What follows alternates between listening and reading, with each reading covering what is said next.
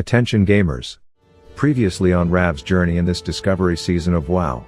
I rolled a rogue in phase 1 hoping to be a prime sneaky Pete Dagger Daddy with the ladies, only to learn that this playstyle wasn't a good fit, and that Rav the Avatar was more of a companion man, not someone who stabs others in the backs. Phase 2 came and I re-rolled Priest, eager to use a class that is designed to help others to find my inner peace, only to discover the dark side and let the evil overtake me. I was slowly transforming into a WoW sweat, and like my victims, I was losing control of who I was, and with a new phase coming I knew it was time for me to return to my roots. There's a calling in every hunter main, deep down inside, to play the easiest, most busted broken class in the game, to solo mobs beyond your years that peasant warriors could only dream of, to tame wild creatures to do your bidding, and when one receives that calling, he must obey. Okay, hey, it's me Rav the Avatar, and well, what I should say is, it's me Moon, just in a different body, because the boys be on Horde this time, and I wanted to game with the boys, man. And I know there's probably someone you are very excited to meet.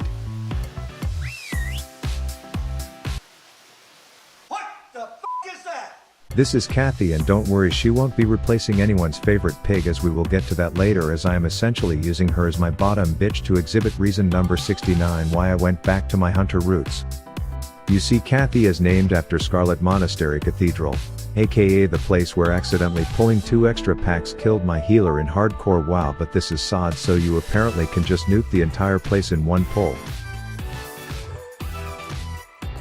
And while this looks like doomsday, I have a few new friends to help me. What's up, brother? Thank you, brother.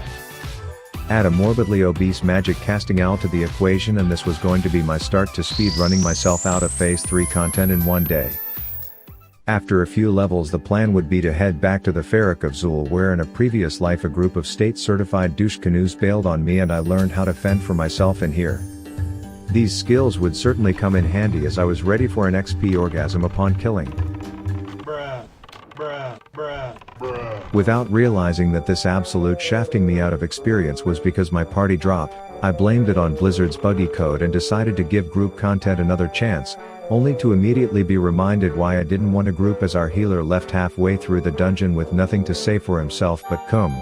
Without a healer, it was feeling doomed. I felt alone in this world, and for me to continue my sleepless speed run, I knew just who I needed. You may have forgotten about the Avatar, master of the hardcore elements, as he conquered all and sat among his throne. He ruled the city and lived a relaxed, retired life by his swine. He often dreamed about his old adventures, the glory days, but time had passed, and the hardcore world he once knew felt empty until one day when he received this letter. Hey mon, it's me mon. Well, you, but me mon. I'm you from a different dimension.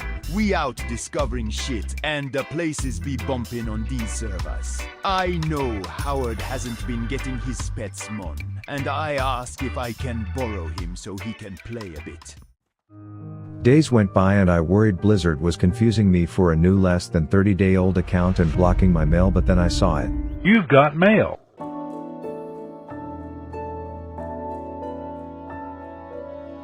Tired of losing your loot rolls? Did that hunter really just need on your weapon? Seems like you've got bad luck, my friend, but cry no more, because I have the item for you. Just put this lucky charm in your bag and you'll notice the difference immediately.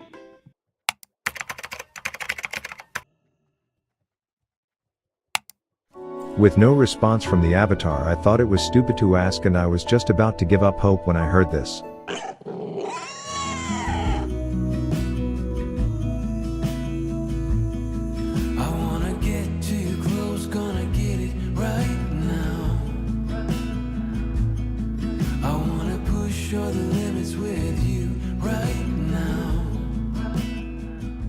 Howard was now by my side. With a bit of rust to knock off and not happy about being pulled out of retirement, I knew he would soon be thrilled to be out and running with the bugs.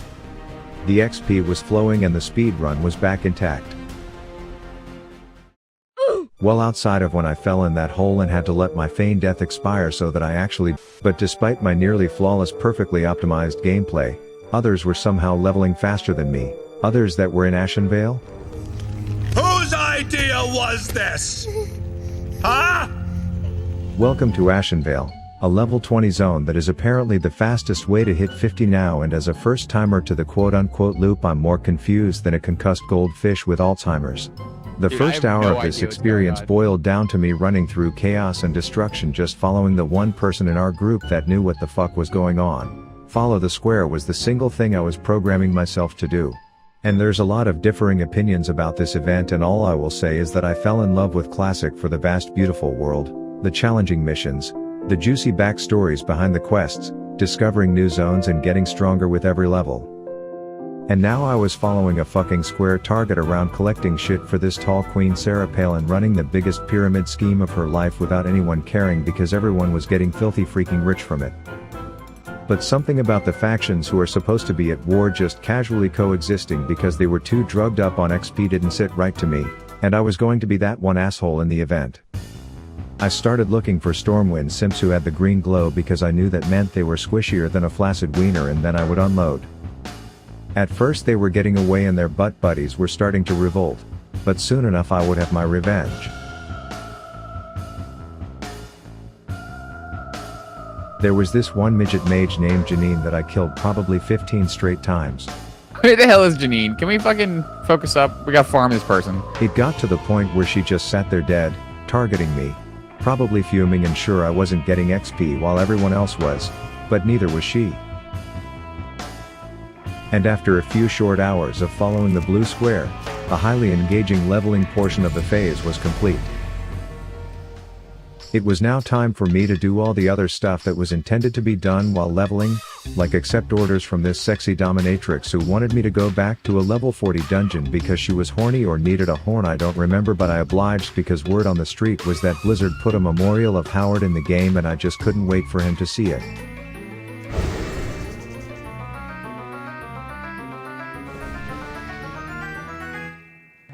It was a highly inaccurate depiction of him as they didn't even get the color right, and I was honestly embarrassed to even show him. Do better next time, Blizzard. But then we had to head back to the ruins of the Cocaine Land Trolls to observe just how crippling the shaman nerfs were going to be. Sounds about right. Long story short, I made a timid spider come out of its shell a bit and then we killed it for having a shitty personality. This gave me the literal best rune in the game, and all that was left to do was prove that my day job isn't a total waste by coding up a weak aura to tell me when it's procced.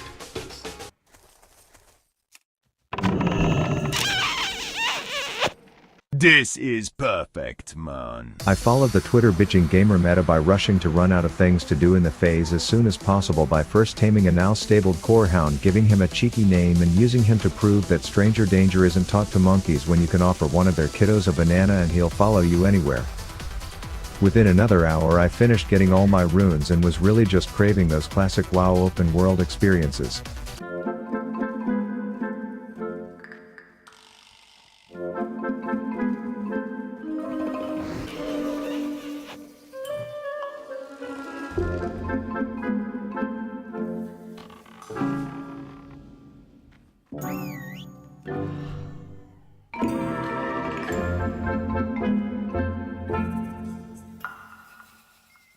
And with that, the much anticipated time was here to sink this temple.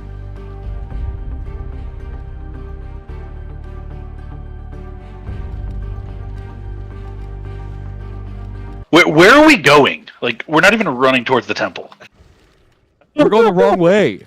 Holy shit. Why are we following Rav, dude? My guild likes to go in blind without looking up any strategies or spoilers, so stuff like this does end up happening. Get out in the middle. Well, that's a quick one. Oh my fucking god, dude. Classic. And while I could make this a sweaty raid montage of how I topped charts or how I was AFK for almost the last full minute of the hardest boss in the place because I thought I was sleeping and then I was actually sleeping, or how on the final boss I ran out of ammo with 30% left and just stood there bobbing like an awkward white man on a wedding dance floor while everyone else is doing actual things. Push the fucking boss, baby. Come on, baby. Let's go. Oh, fuck this up. Let's go. Moving. Stay calm, stay calm, stay calm. Green blood, baby. Let's go, baby. 1%, 30k. Oh, baby.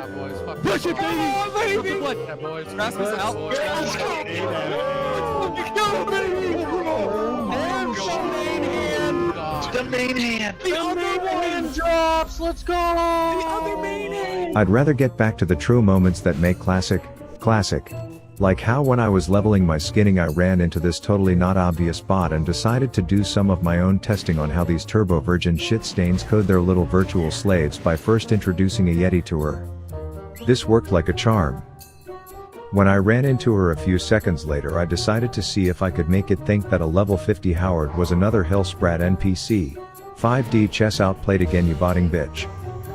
They say not all heroes wear capes, but in this case, I just wasn't displaying it in the options, but aside from me being a one-man anti-botting army there were some wholesome moments that came from this. Like when I ran into an Elwyn hottie named Vantala doing a quest that I know from experience has a negative 12% drop rate, so we created a bond without speaking where I would mob tag for her and then I would get the skin. The relationship boundaries were set and any time she stepped out of them she was reminded of her place.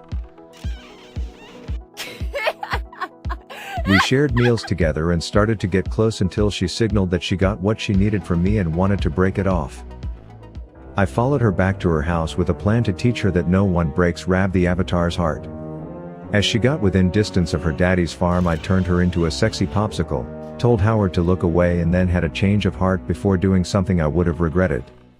She left me blue-balled, and of all the new content in this phase, this organic open world encounter is what I probably will remember the most about that weekend. So in summary, the raid was full of trash, the new event is utter trash, I struck out in my own opportunity to smash, and the things I want Blizzard to double down on the most are the epic open world encounters when the factions clash.